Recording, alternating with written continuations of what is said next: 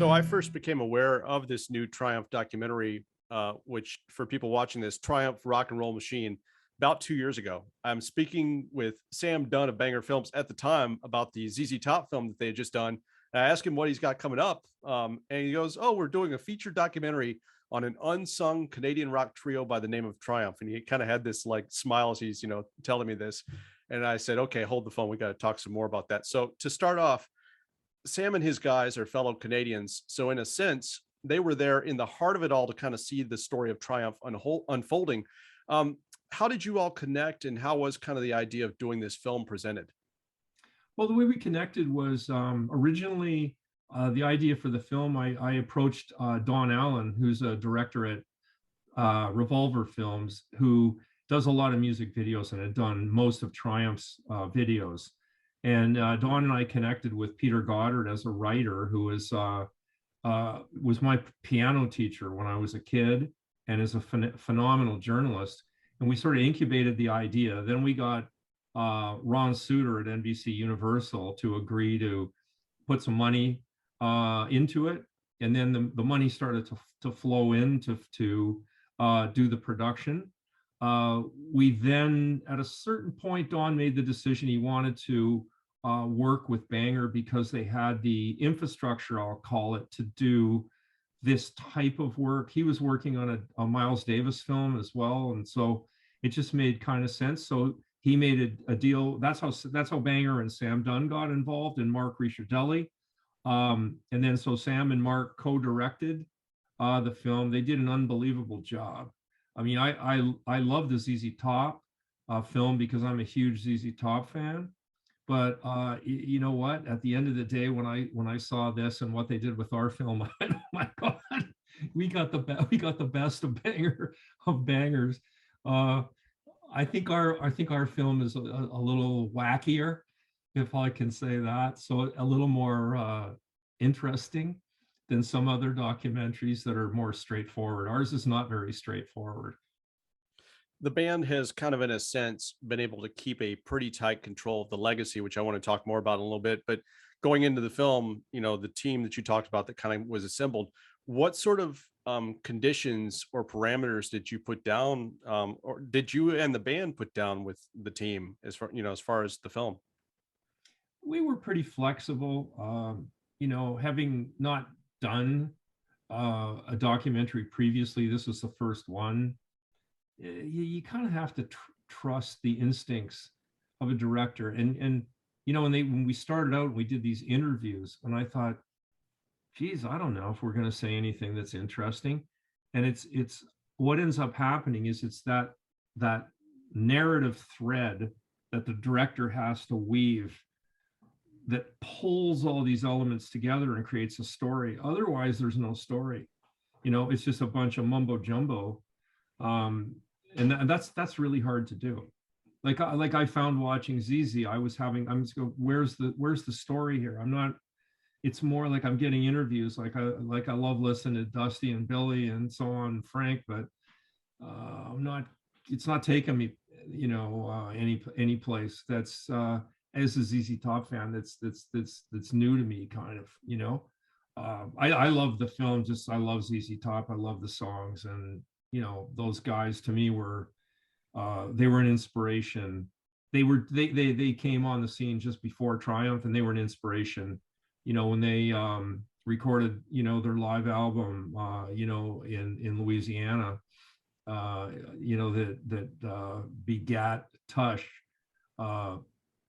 That was a kind of a magic moment, I think, for those guys. And we retraced all those steps down in southern Texas and Louisiana, and played all the same venues. And then as the band got big, we ended up, playing the big arenas in Houston and Dallas and San Antonio and so on. So felt sort of a kinship with them, I guess, because they're three-piece too. Kind of like Rush being from Toronto. ZZ was from Texas. We were kind of the other three-piece hard rock band that was on the circuit at the same time, playing a lot of the same venues. Yeah, I appreciate it. I mean, you talked about the humor in this film. I appreciated the humor of the Trailer Park Boys, basically saying that, like, Rush, Triumph, they're the same band. Really, you could make it happen. They're the same band. I really thought that was funny. Yeah. Did you Yeah. guys run up against a lot of that in a serious fashion with your career?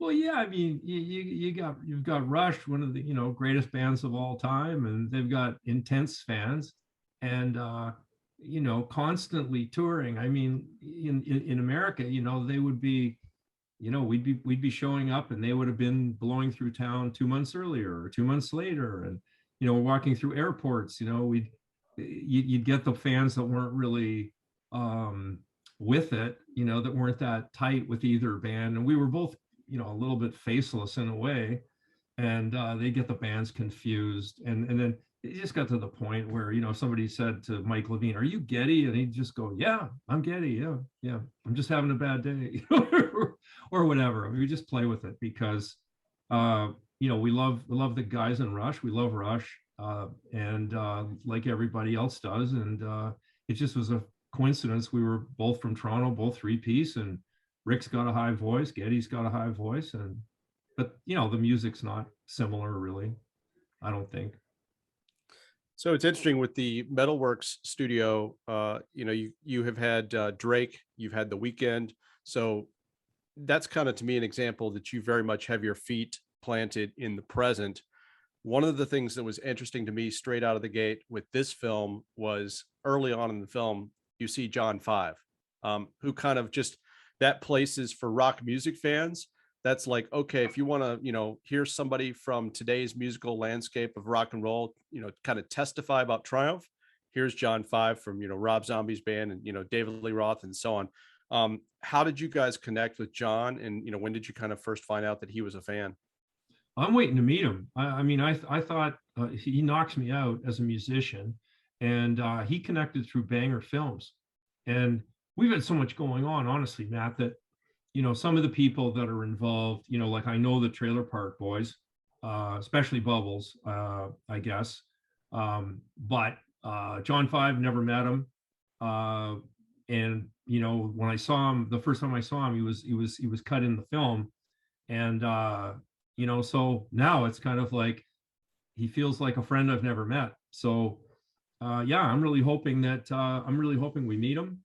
I'm really hoping that he comes by Metalworks, and maybe we can record a song for him or something like that, or somehow cross paths and collaborate a little bit, and maybe have a time to commiserate over the music scene. Somebody else that is an acolyte in the film that I think is more well known to you all is Sebastian Bach. And there's some great footage on the YouTube. I mean, first of all, without giving away, there's a lot of great footage of Sebastian in the film. If you want somebody to, like, again, just testify to your band, he's not a bad guy to have there. But there's some great footage on the Triumph YouTube channel of him jamming Rock and Roll Machine with you guys back in '93. So I guess somewhat similar to John Five with Sebastian Bach, going back to the '90s, how do you guys first connect with Sebastian and find out that he's a fan? Because I mean, that's something that comes through in this film, certainly, is he is a fan through and through of Triumph, loves the band. Yeah, I mean, who doesn't love Sebastian? So I mean, this is what I didn't know. So I guess when Sebastian was living in Peterborough, and we came through and played the local arena, like, he was a fan. So I didn't know him at that point. By the time I met him, he was a rock star, and he was at Metalworks, and he was larger than life. And he when we got to know him, and I could see that he was really into some of the tunes, Rock and Roll Machine being one. So he came on stage with us once in Toronto in a club, and the day that you're referring to, it was another Hall of Fame event. There was Toronto Music Awards, which is now, it ceased to exist, but they had a Hall of Fame, and we were being inducted. And Sebastian came up on stage with us, and tore the roof off the place. It was a pretty cool video. I remember how hot it was, because I was wearing one of those shirts with, whatever you call it, a tank top or something. Yeah, it was a very, very hot night.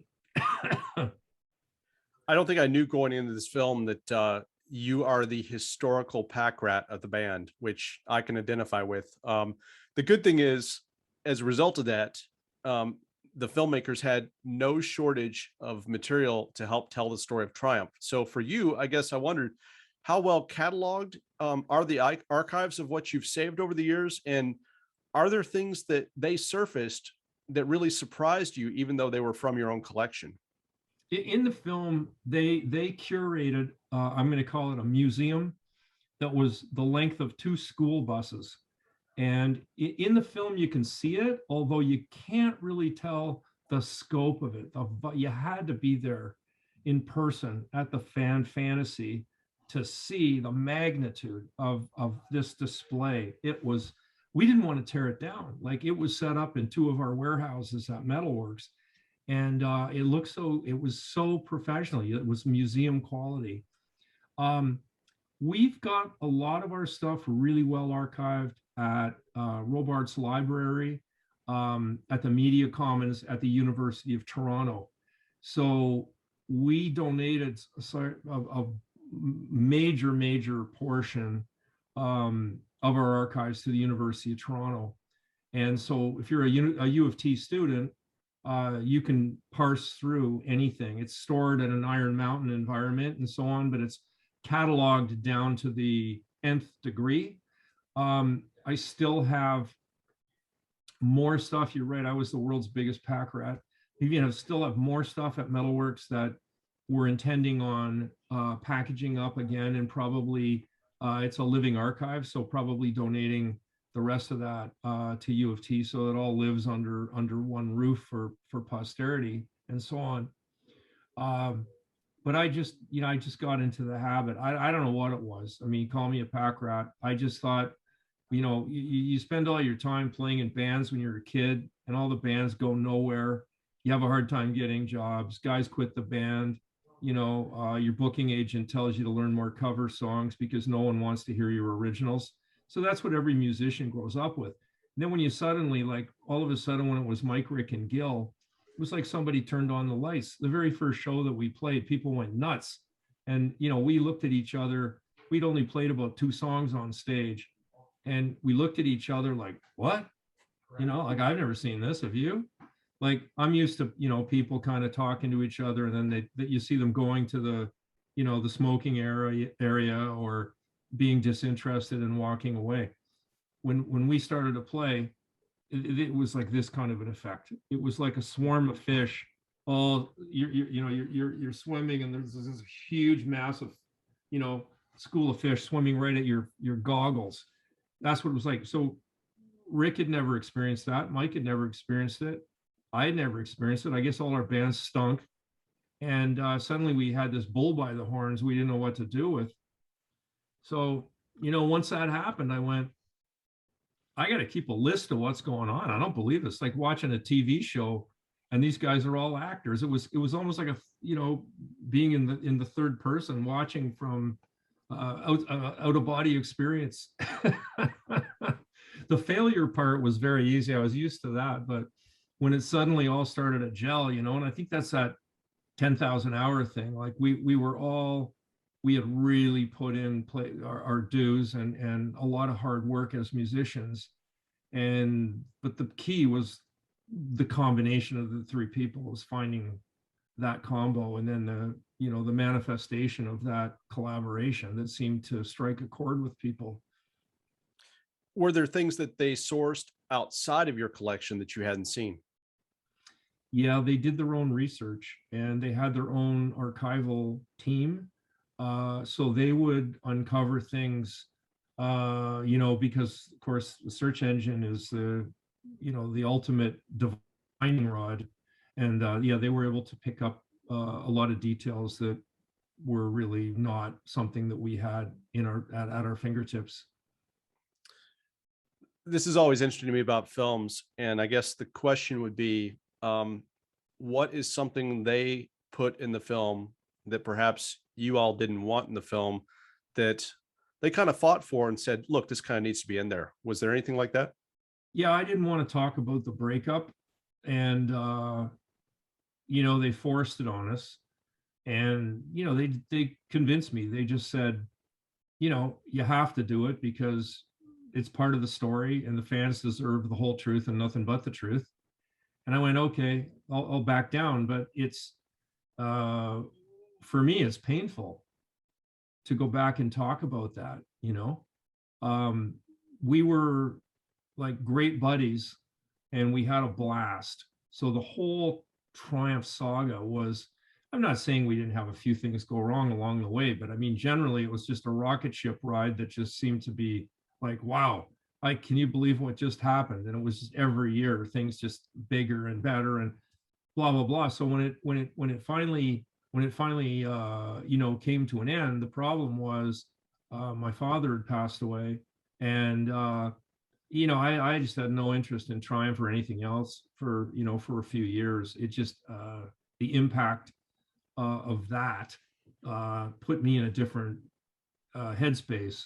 And at the same time, I'm an only child, so my mother, who was elderly, was going to be left alone. So I was not going to let my mother be left alone and be in a hotel room in, you know, Tuktoyaktuk with her fending for herself. So I just decided at that moment, you know, like I have to stay here at home, make sure she's secure. And it was just the way you know, the intersection of all these things. Rick wanted to, you know, change a little bit musically, go in a different direction, and which I you know, I totally understand. He wanted to do some solo stuff. I totally understand all that. And our communication just kind of broke down. And you know, I think in you know, I blame myself in a way for just you know, being in a very I was just in a tough place there for a while, but you know, I got over it. And you know, eventually, you know, like a family argument, you know, we made peace with each other and we're great buddies again. And we've had, you know, a lot of great experiences now, you know, since, you know, for the last 15 years. It's been great. Yeah, one of the things that the film brings to light is the conflict that you guys had with producer Ron Nevison, who's known, for anybody that's a rock music fan, he's known for being a harder edge producer, and either you jive with Ron's production style or you don't. In the case of Triumph, it doesn't seem like it was a match. One of the things I think the film lays out is that he tried to push the vocals so that Rick would be singing more of the songs. Is that correct? Like he was showing you both the songs. Is that correct? Yeah, pretty much. Okay. So I guess where that led me question wise was it brought to mind how there have been bands like Triumph, such as 38 Special and Night Ranger, to name two, that had two lead singers. They all kind of faced that pressure at some point to just have one guy singing all the songs. So I kind of wondered, had Triumph run up against that argument at any earlier points in the band's career? No, never. Like Rick and I,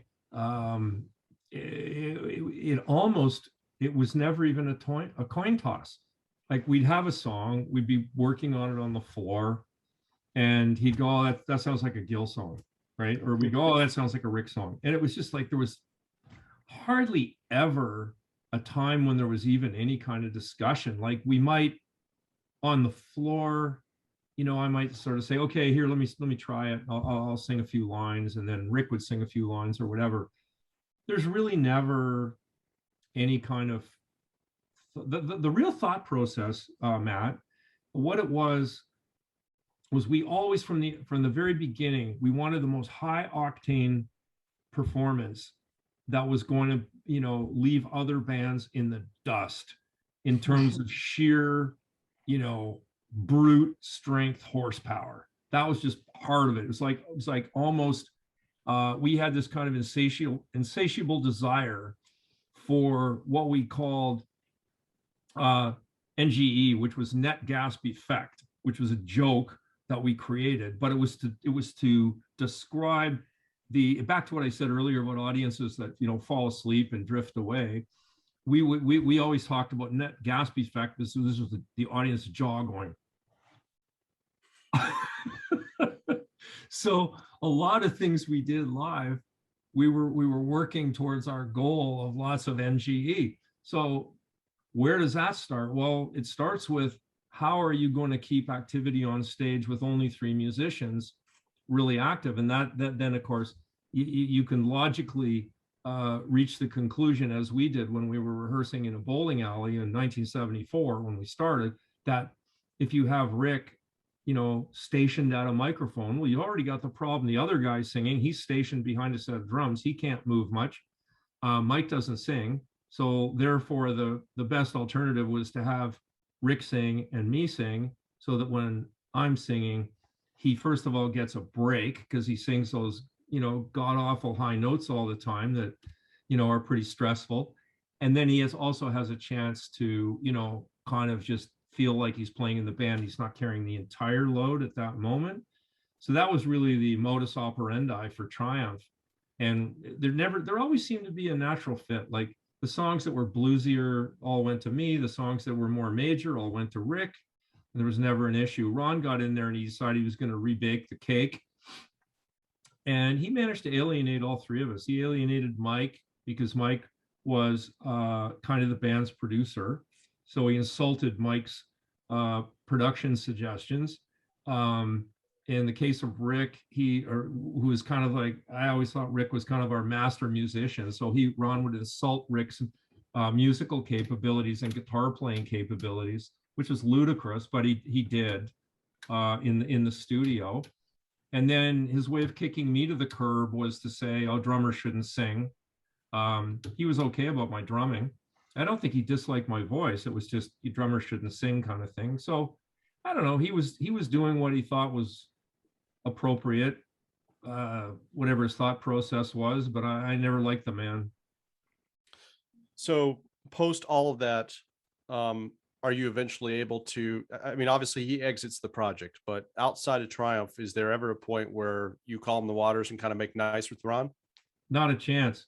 I mean, the biggest favor that Ron did us was he actually left when he realized he wasn't wanted, because as one door closes, another door opens. And we had all the outside producers and for that matter, musicians. We had a great career in terms of the relationships. They were all fabulous with the exception of Ron. But the thing was, he was kind of nasty to his, at the time, his assistant, who turned out to have a much bigger career than Ron ever had. And that's Mike Klink, who most famously, produced all the big Guns N' Roses records, worked with Metallica, worked with us, worked with, Starship. He's done and now is actually producing our tribute album with all the, the top session guys in LA. And Mike was a joy. Like he was, and he's been a lifelong friend. Like I'm pals with Mike Klink. I talk to him, every 3-4 weeks, something like that. Now that we're working on an album again together. So I got to thank Ron for thank Ron for that one. And so how does Triumph make it that far without being forced to work with a producer? That's always something that has stuck out to me about Triumph as well. That's a thing that very few bands and artists can negotiate. Yeah, I think we were really kind of strong-willed. I don't know who's more stubborn, Mike or myself, but we're both pretty stubborn. And so, we cut pretty tough deals with the record label, and we sort of maintained a pretty tough posture, like stay out of the kitchen. We know how to make the music. While at the same time trying to encourage the labels to promote the band, because there was a ton of great people that we met. Like the relationships we made with people at the label were fantastic for the most part. I still have a ton of friends. And for that matter, when we moved to RCA to Universal, and Irving Azoff took us over, and it was probably, Irving and his A&R team that decided, hey, you know what, let's shake up the thing here. Let's get another producer in here. But I don't blame them for hiring Ron Nevison. I might have done the same thing. You guys were Nevison fans from going in. You were fans, from what I understand. Oh yeah, it was a good call. It was a good call from at the time MCA, before Universal, when Irving was at the helm, right? And he and Larry and Liz Heller and the team there, Myron Roth, everything, fantastic team. We really enjoyed working with them, and it wasn't their fault that that the thing with Ron didn't work out. He was just I don't know. It's really hard to explain. Like I said, I don't like to say negative things about people that we've crossed paths with in our career, but yeah, I just shut up now. My mother said, if you don't have anything good to say about somebody, then don't say anything. So I'm gonna pull that card right now, Matt. There you go. And I mentioned having control of the band's legacy earlier. And from what I know, Triumph owns their catalog of albums. And so I'm curious how that came about, because it's given you some pretty incredible latitude as far as being able to do great projects, like remixing your greatest hits about a decade ago. Yeah, well, Mike Levine, just before Triumph, he was still a young guy, but he worked at a record label just before Triumph started, and he learned a few things that turned out to be valuable later on, and we collaborated well on the business side, and not that we did everything right. I'm sure we did a lot of things that if we had a second shot, we could have done a better job. But one of the things we did right was when we left RCA, we had our lawyers structure the deal so that all the masters reverted to us. Like, we bought them all back. We bought our masters back twice. We bought them off of Attic Records before we went to RCA, and then we bought RCA out before we went to Universal. So when we went to Universal, we leased them the records instead of letting them own them. And so everything reverted back to us, I think in 2003, 2004, or something like that. So yeah, and a lot of the stuff on the videos and everything that we had, like most of those situations, like the US Festival, for example, we were the only band that negotiated to own all our own video rights. And it was kind of funny because I'm lifelong friends with Steve Wozniak, and he's in the movie, and So great. so on. He wasn't involved in that. It was a negotiation between our agent and Steve's lawyer, but the lawyer was like, Triumph wants what? Everybody else is going, and I'm like, no, Triumph are kind of, they're the odd man out or whatever, and no, they'll give you back the rights to broadcast and put their stuff in your show, but they're going to own all the tapes at the end of the day. And it was a deal we cut. So Heavy Metal Day at the US Festival, incredible day. Did you get to see any of the other bands, Van Halen or otherwise?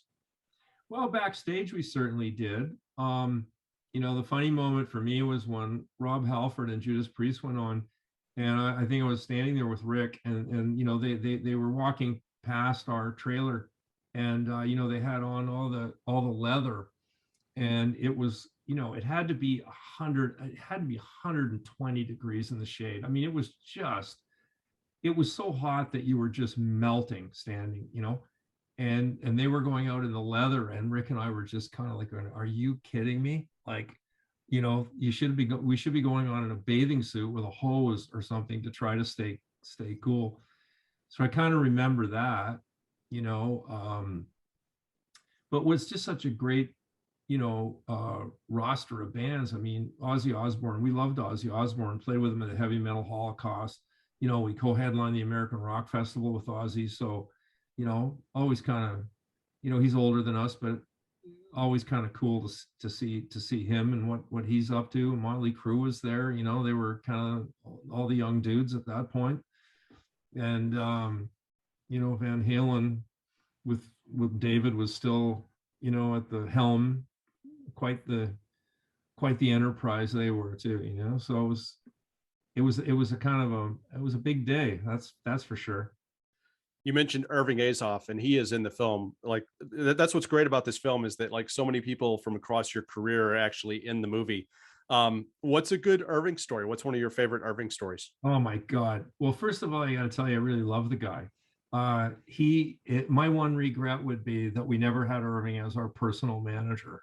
That but he had the Eagles, and what the heck. But I liked Irving's strategy, and I liked the people that he hired to surround himself with. But the best story of all time, and I tried to encourage him to tell this story in the movie, and he indicated that he didn't remember, or I think it was really tongue in cheek. I think it was, but I can let the secret out. So one day, I was at Universal, and we had lunch, and we came back to the office, and Irving had a gigantic office the size of a football field, and he had 3 assistants, uh, who were on the phone constantly. So, one was making outbound calls, one was taking inbound calls, and the other one was, trying to keep the other two organized or whatever.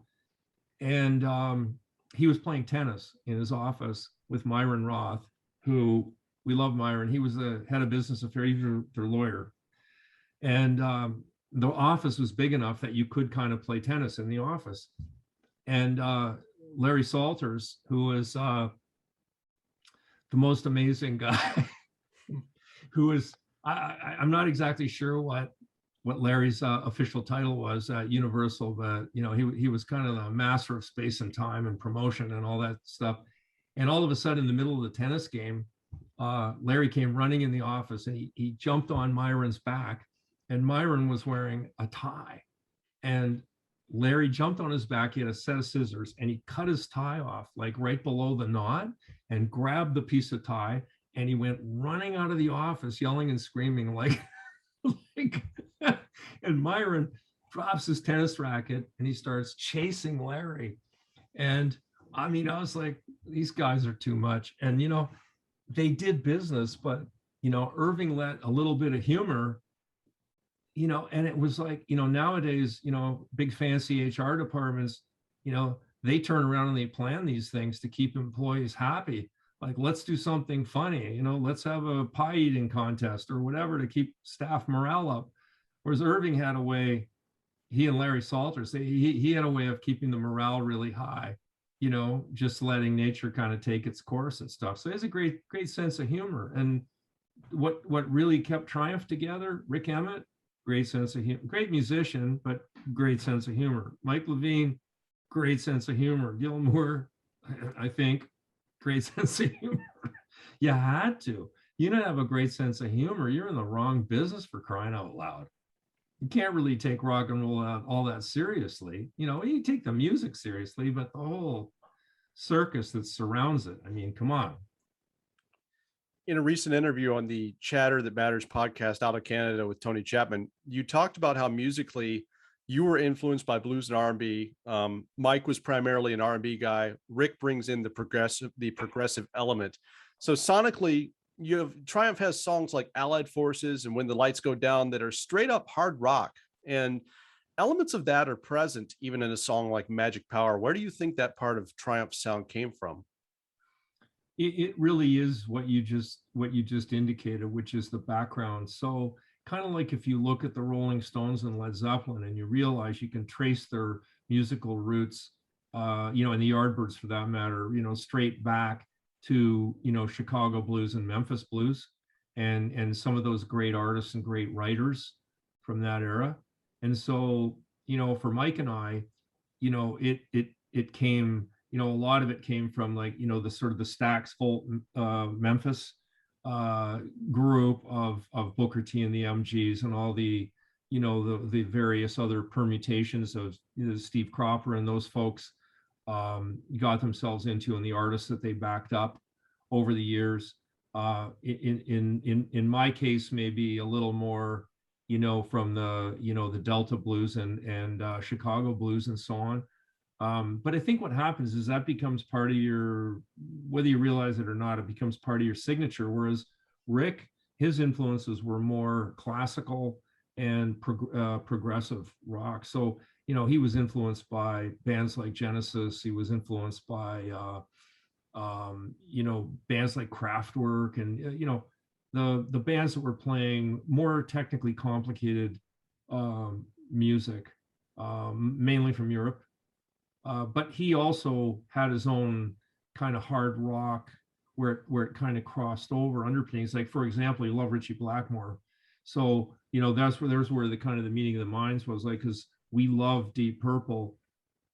And Ritchie Blackmore, if you think about it, he was that same thing. Like, all of a sudden, here's this super hard rock guitar player that has this, all of a sudden, this classical music just kind of coming out of there in the middle of all this hard rock. You go, what the heck?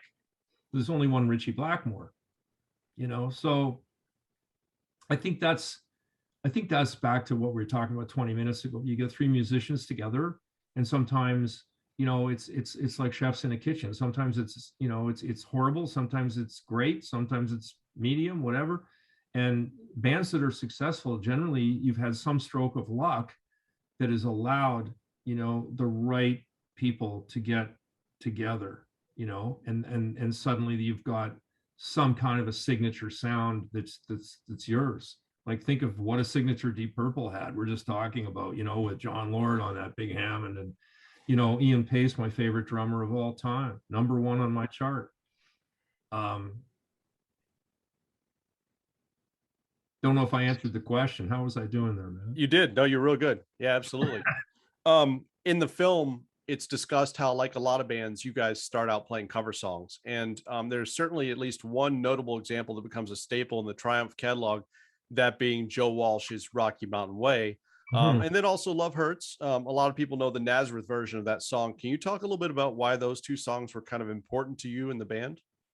Well, we started playing Rocky Mountain Way when we played our very first headline show in the United States in San Antonio, and we literally didn't have enough material.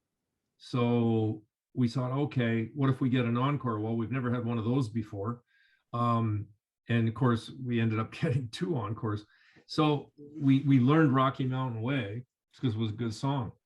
And then we decided, gee whiz, we kind of changed it. We made it heavier. We made it more, you know, Joe's version is a little bluesier, whereas ours is a little more hard rock.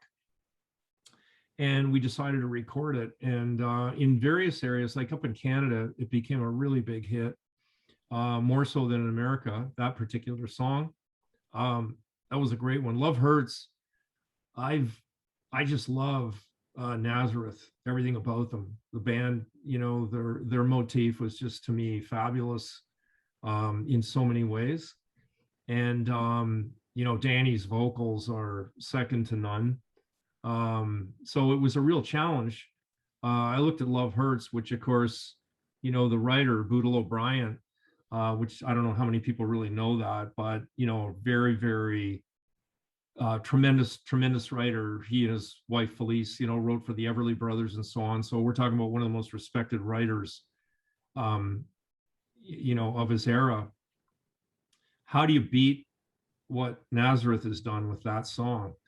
And again, what we tried to do is make it heavier. So it's the same approach as Rocky Mountain Way. We played it slower, bigger guitars, louder, heavier drums.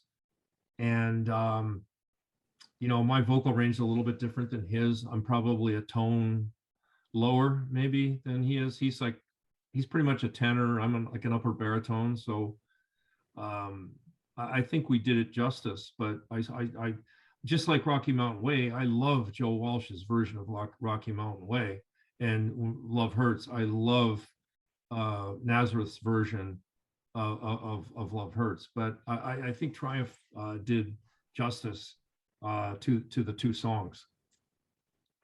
One of the tough spots in the film that you mentioned is the departure of Rick, and the band brings in Phil X. Can you talk about what that process was like? Because now it's so much more common to make a switch like that, but at the time you did it, it wasn't as common to make a swap like that. Well, you know, I think the problem is for me at least, my life had changed, and I was focused on my mother, like I mentioned earlier, and so that necessitated really, you know, being in town. So Metalworks became, you know, that venue for me of you know, it's, you know, 5 minutes from her, and I have to take care of her. So Phil, this guy is just, I don't know how to describe what a great musician he is. He is just unbelievable. Like, anyone that's ever worked with Phil X will tell you, this guy is a monster guitar player. He's turned out to be a monster singer too. Like, the last couple of times I've heard him sing, I went, Phil, baby, what happened? Like, you've gone as a vocalist like better every single year, to the point where, you know, I said you could have been a lead singer and never played guitar. You know, you're that good. And as a guy, oh, you couldn't find a better guy than Phil X. I mean, he's a guy's guy, and he's a salt of the earth, and His mom actually just passed away last week, Hmm. and I was at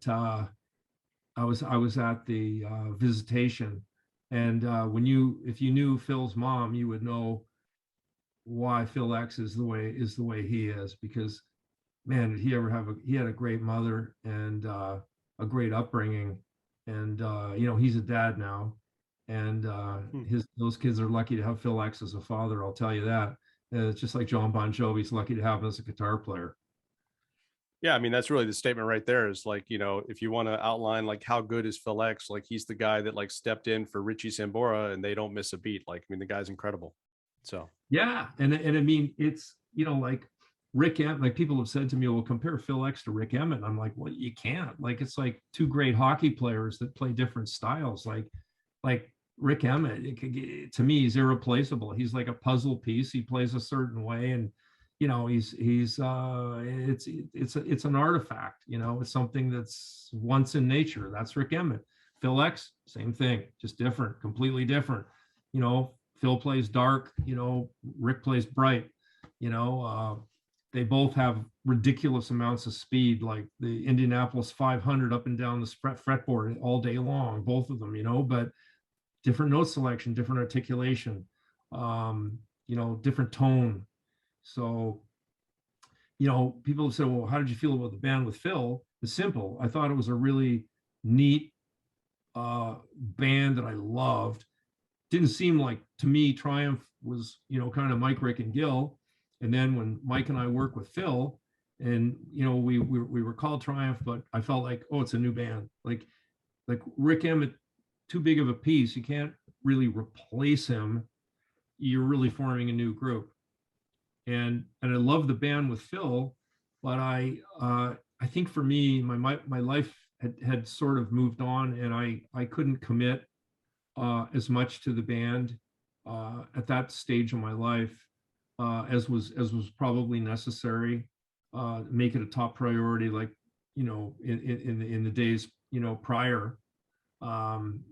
So yeah, it's just the way history was written. So Phil's in the movie, and he's out there right now. I can't remember exactly what he's doing. He's on a tribute record. So Allied Forces, for example, on a tribute record, that'll be Phil on lead guitar and Phil singing.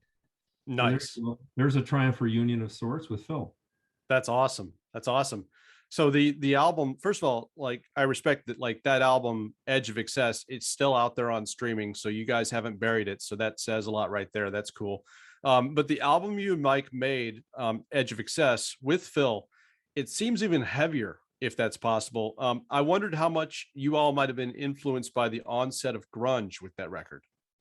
Not at all. It's really a product of the fact Phil's he's a heavier guitar player.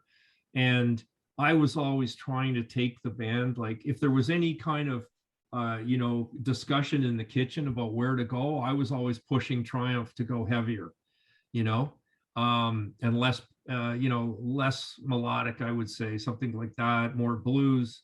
So when Phil came in, that's like we gelled more on that level, and it kind of went in that direction. So yeah, Edge of Excess is a lot heavier record in a lot of respects. However, when the songs where we got heavy in Triumph with Rick, some of them were very heavy. So on the one hand, I would say, yeah, with Phil, it was more like it was all kind of heavy. There was no kind of light, airy stuff.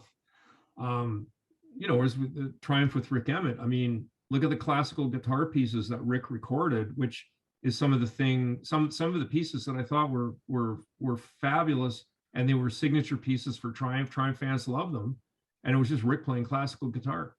So two different guys, both great, just completely different. So fans who didn't get to see Triumph's reunion shows, which there were only a couple in the early 2000s, mid 2000s, we'll say, they get a taste of Triumph playing live for the fans more than a decade later in this film. And it's not at all what I was expecting, but I guess I should have expected it. You guys, from a production standpoint, really go all out. So what was it like kind of putting that element of things together? Well, it was really the film director's concept. So, and we did it at Metalworks in one of our warehouses. So it was a secret because we were creating a mini concert venue for 150 people. There were 150 seats. There were no guests, there were no passes. You couldn't buy a ticket, and we were going to fool them completely, which we did. We thought the cat would get out of the bag, but it didn't. They walked in, they sat in this sort of theater setting, and they ran a trailer, not the one you saw, but they ran a trailer for the film. And what they didn't know is behind the film screen was a stage where Mike, Rick, and Gil were standing. And at a certain point, it was on a kabuki, and the film screen just vanished before their eyes, and smoke went out, and the band was there, and it just totally fooled them. It was like a magic trick. And then we started playing.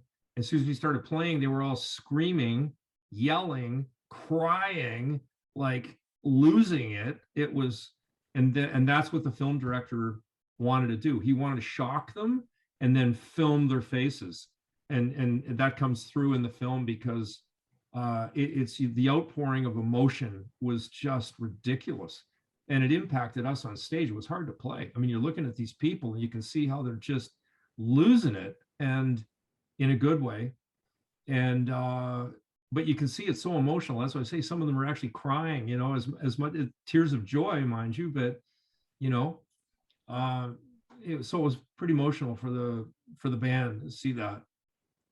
Yeah, it seems like that would be more impactful for you as a band, the three of you, compared to the shows that you had done at Rocklahoma and Sweden Rock. I mean, it's like you go from thousands and thousands and thousands of people to literally 150. So I think that you can probably see a little bit further than the typical, oh, you can see the first couple rows and then it's just, this is different. It's so intimate. Like, it really must have been quite an experience for you three.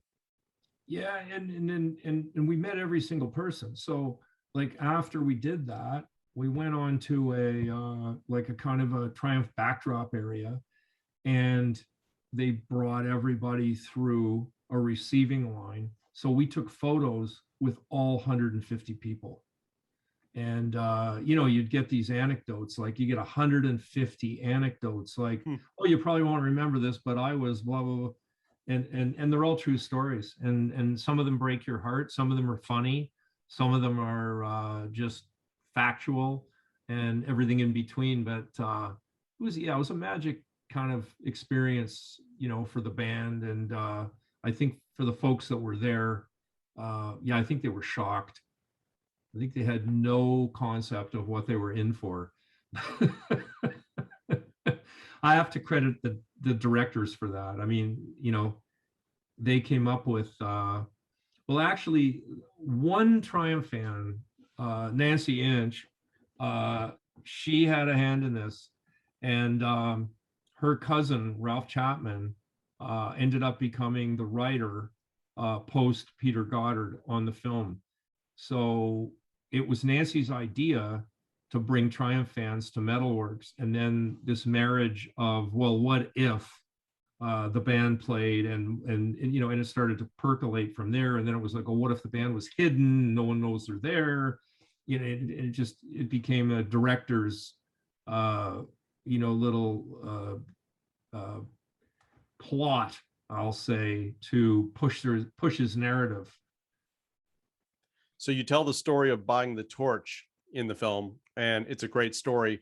It made me wonder, with the torch or otherwise, what's kind of your favorite Spinal Tap moment that comes to mind of something that went wrong live with Triumph while you were on tour? Well, I'll give you a Spinal Tap moment. I mean, there's many of them, and but you mentioned the torch. So early on when we had the torch, and I mentioned there that it would go 12 feet. So we were playing. This is before we were just the early stages. We're playing a nightclub in Toronto called Geronimo's, and it had a ceiling that was, I don't know, 8 or 9 feet or something like that. And the torch went off. It hit a sprinkler head, and it filled the entire club with like 4 inches of water before they could get it shut off. And of course, whenever those sprinklers go off, the water that's inside those pipes is filthy. So it's not like it's clean water. It's pipe. It's been sitting inside a steel pipe for a year or 2 years or 5 years or 10 years, however long the water's been in there. So when it comes out, it's like this black goo. And anyway, so this thing goes off. We coat the audience in this stuff, and they get pushed out of the club. The club empties out, and we go and we're cowering in the dressing room, figuring the club owner is going to kill us. Because he had a reputation of being a kind of a gangster kind of dude. And we thought, yeah, he's going to come in with a machine gun and blow our heads off. And instead, we're in his hotel in one of the rooms in the what's called the Black Hawk Motor Inn. And he comes in and he's brandishing this bottle of scotch. And I thought, oh, maybe he's going to bash us over the head with the bottle of scotch. And he puts the bottle of scotch down on the table and he opens the cap and he says, "That's the best show those guys have ever had." That was his attitude. He thought it was a great moment, I think he thought the publicity and the reverberations from that would be fantastic. I'm not sure I follow his logic, but nonetheless, that was the outcome.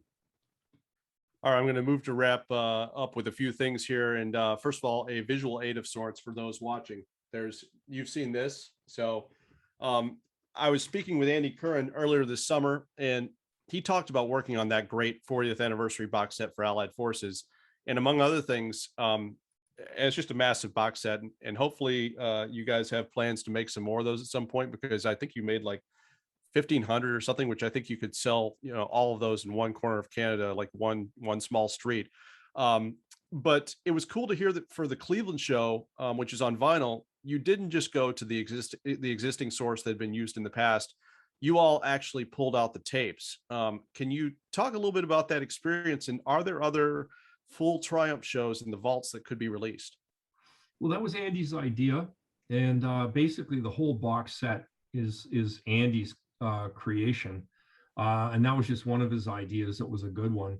And yeah, we have a ton of unreleased material, live shows particularly, in our vaults that again, it gets back to what we were talking about earlier of collecting things. And yeah, we had all kinds of shows that were recorded and so on and so forth. I wish there were more multi-camera video shoots, but there aren't.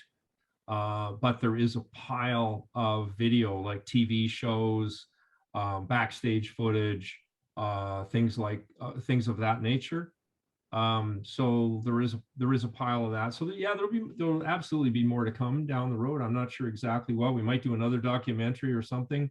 We're working on a plan to do through Metalworks' production company, our audiovisual company. We're working on a project that is about three-dimensional projection, sort of holography, but not in the I will call it the traditional sense. It's a mixed reality concept. Working on that with Paul Dexter, who's our lighting director extraordinaire, still resides in Los Angeles. So Paul and I are working on that. Now I've gone down a rabbit hole here. I forgot your question, Matt. Sorry. No, it's totally fine. You answered it as far as there being live shows in the vault, but I'd wanted to ask you about that mixed reality thing, because it's very cool. And it sounds like, what I've heard you say about it is that it's a way to kind of answer the call for fans that want to see Triumph. It's a way to kind of put some sort of tour type thing together that would not be the three of you, but it would give, people a chance to see a quote unquote live show from Triumph. Yeah, we called the concept MX Our Vision, and it would be a combination, like it would be dissimilar completely from what people have seen thus far with holograms. Like Paul did Frank Zappa, Paul did Ronnie James Dio, and when we started on this plan, I called Paul up and said, "Hey, I'm thinking about holograms for Triumph. I said, I know we're not dead yet, but what the heck, So he said, well, come out and check out Zappa, because I'm doing Zappa's hologram right now. So I did, went and saw it in Rochester, and then Paul and I got into sort of creative mode on the napkin at Denny's, just like Spinal Tap. And it just, one thing led to another. And I just said, I'm not crazy about holograms, but the concept of the three-dimensional presentation, the holography, if you will, if you were able to deliver it on a better platform with more variables and so on, I would like it. And so that's where we went out to find the technology and try to do something completely different. So we have that, we're incubating that plan now, and hopefully we'll have it. But yeah, I think the audio would be for the most part would be Mike, Rick, and Gil. So those tapes that we just talked about, those live concerts that no one's ever heard before, would be a combination of those elements as far as the audio is concerned. And but it would be more, the presentation would be more akin to a biopic movie combined with classic video, combined with a combination of real effects as well as fake and magic. And so it's kind of like starting at vaudeville and bringing everything all the way forward over the last 70 or 80 years and saying, let's pick all the best elements. Paul Dexter he's a genius at presentation. And the difficulty, I would say, or the challenge, is that unlike a Vegas show where it's fixed and it's the same thing every night because it's an installation, or Cirque du Soleil, this is something that's going to travel on a one by one basis through different style venues. And so we've got some logistical challenges, but the people at Metalworks Production Group they've got all the technical connections and infrastructure required. We've got some folks helping us with the science side of it at the public university and college level that have research facilities here in Canada. And then there's our team that's researching on our side. So not something I can promise, but something I hope for Triumph fans down the road. Yeah, and timeline wise, what do you think that looks like at all? I mean, it doesn't sound like 2022, but is this 2023? Like how soon? 2023, 24. We were looking at 2022, but we got bogged down when COVID was really going sideways or backwards, however you want to describe it. And we just went, you know what? It's just like, I can't fly to LA. He can't fly up here. I mean, yes, we could, but it's not convenient. So we just decided, let's just no wine before it's time. We'll just keep doing our research and plotting and, planning. And that's what we're doing. So as far as Metalworks goes, I wanted to ask about a couple key moments at Metalworks. First of all, what is the funniest Prince story that you have? Well, I guess being a little over 6'3", first time I ran into Prince in the hallway, and it was just by accident. I was going one way, he was going the other, and Manuela, his lady friend, was about the same height as Prince, and as everybody knows, Prince wore those big high heels to gain some elevation, but I just never realized how tiny he really was, and so it was a little, you kind of go through a doorway together and you run into each other, and I feel awkward because I'm way too tall, and he felt awkward because he's way too short. And but very, very, very, very polite, gentle soul, and was a real pleasure to work with at Metalworks. Like the engineering staff, everyone loved him. There's nothing really funny that happened, although there's been this kind of legacy afterwards where it's become an urban legend about one of the subwoofers we have in his favorite studio, Studio 6, and everyone refers to it as Prince's subwoofer, and we had to keep correcting them, saying that's not Prince's subwoofer. The story got all mixed up. The real story was that at a certain point, Prince told Stu Young, our senior engineer at the time, who he subsequently stole and took to Paisley Park. Good on him though, and good for Stu. No regrets there. But Stu is a lovely man and was engineering for him. And what would happen many nights is Prince would say, Stu, set the board up for me and then just go away. and I'll do it all myself. And he would like have his bass guitar or his guitar, whatever axe he was going to use, and he would sit at the console and he would record. So one of his requests was he wanted to feel like he was in a nightclub, so he needed subwoofers. So that was the where the story started. Well, Metalworks says that we have a full sound and lighting company, so it was really, really easy. The engineer said, "This is the request." Our studio manager said, "No problem." He picks up the phone, he calls down to Metalworks Production Group and said, "Prince needs the subwoofers." And they said, "What kind of subwoofers does he want?" He said, "Well, he wants a nightclub." So they bring in these massive subwoofers with big honking amplifiers and put them in the control room, and then wired it up so that the engineer had control of them on a separate fader or so on, so that you could create a nightclub effect inside the control room, unlike a recording control room environment, and you could switch back and forth between the two. So that was kind of the true story, but no one ever saw those speakers because no one went in there, because we had the whole thing locked down for Prince. But after the fact, somehow this legend developed that the actual theater sub that is in Studio 6, which wasn't the subs that were brought in for Prince, became Prince's sub. Crazy stories. How did you find out that he wanted to work at Metalworks? He just showed up one day. Yeah, he was in Toronto. He was living over near Bayview Avenue, in or Post Road area, and he moved around the world. And this particular time, he was in Toronto, and he just looked for the best studio.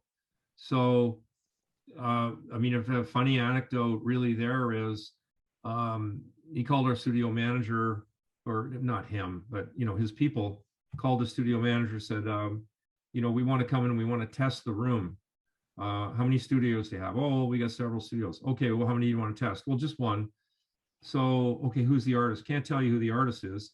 It's an international artist. You don't need to know. So, okay, whatever.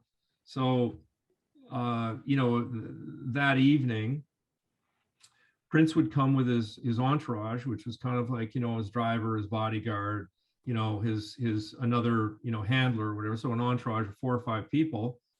So he went in and he was like, I think I like Studio 2. So he went in and he tests Studio 2. He brought all his own tapes. This guy was carrying them under his arm, tests the studio. The end of the night, finishes, doesn't record one note. Goes away. 3 days later, get another phone call. Prince would like to come in and test another studio.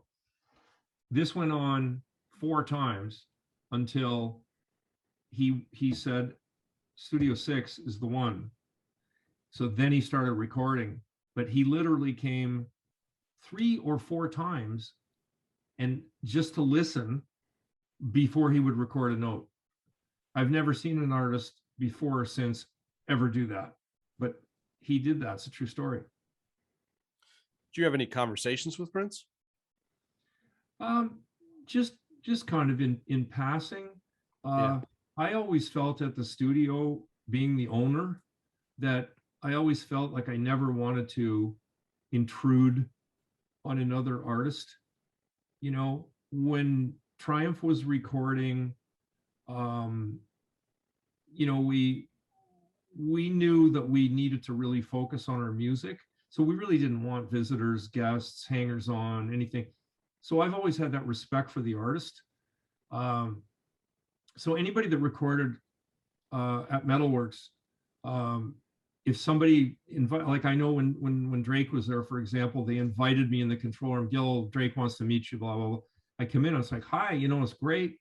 And, it was an honor to,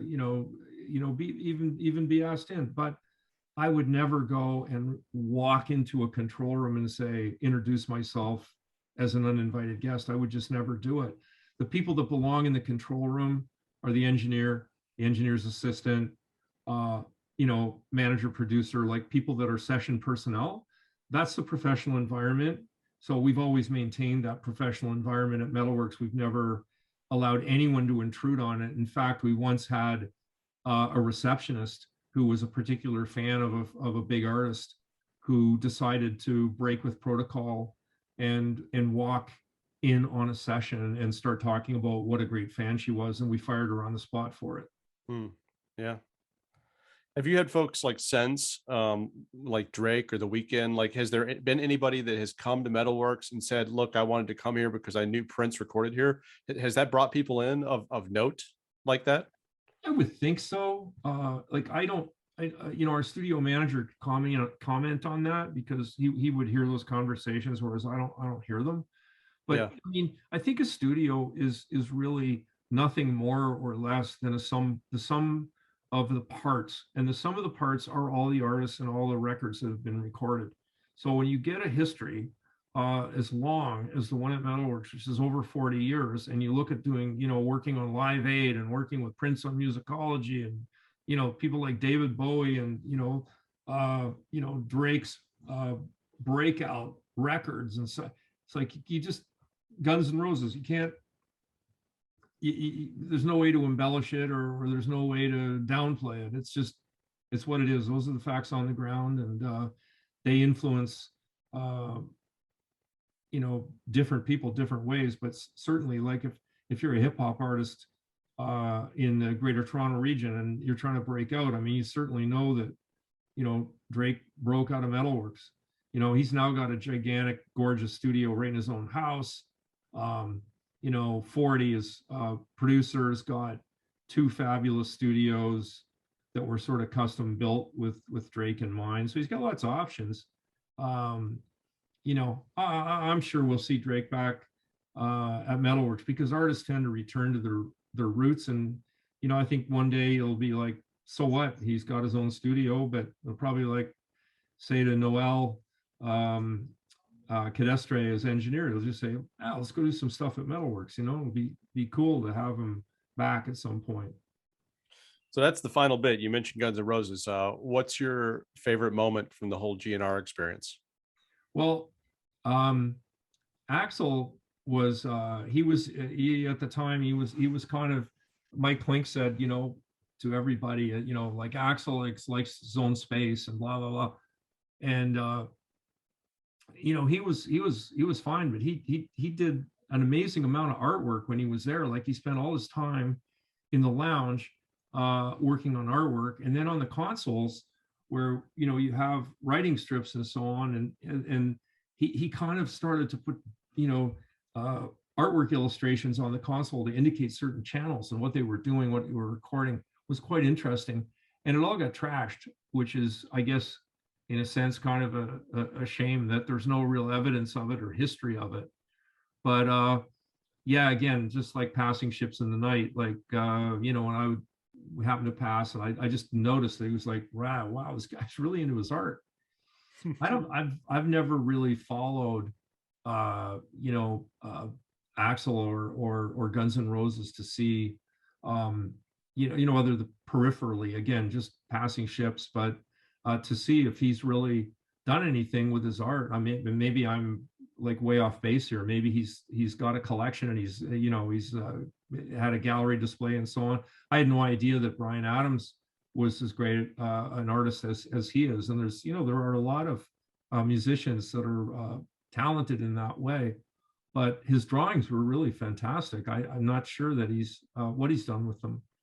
Yeah, I always love seeing like the PR photos of Bryan Adams these days, and it's like the photo credit is Bryan Adams. Like I love that he takes his own PR photos. So quite a guy. But we, you know, to your point, yeah, I never knew that Bryan Adams had all that stuff going on. So it's just like a lot of folks might not be aware that, you know, that Gil Moore has this whole Metalworks life that, you know, really has been your whole other career for a period of decades now. So, you know, everybody has kind of their outer pursuit. So you've got a fascinating story, sir. So yeah, we'll cut it there, man. But thank you so much for the time here.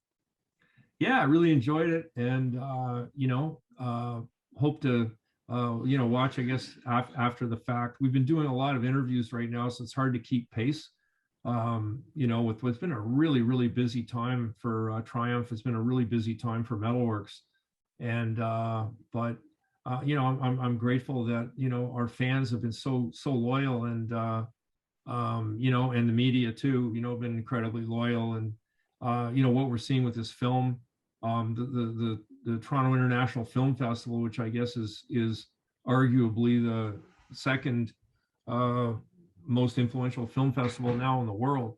And we have just an absolutely fabulous slot at the biggest venue on the Friday night at 8:45. So it's going to be a great premiere for the film. I don't know whether there will be another festival showing at another festival. I don't think they plan to release the film to theaters or for broadcast until 2022, but that's just a guess on my part, what I've been hearing.